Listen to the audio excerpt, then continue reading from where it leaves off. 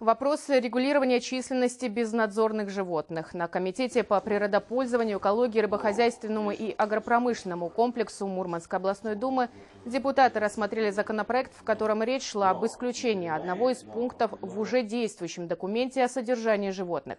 Бродячие могут быть переносчиками заболеваний. Ветеринарная служба советует после отлова и стерилизации содержать четвероногих в приюте примерно полгода. Мнения разные, то есть выпускать их, не выпускать. Если не выпускать, сколько они будут жить. Мы понимаем, что животные могут жить до 15 лет, да, это потребует с собой финансирование дополнительное. Так? А где взять это дополнительное финансирование, тоже вопрос. Вот этот вопрос мы сейчас тоже будем обсуждать.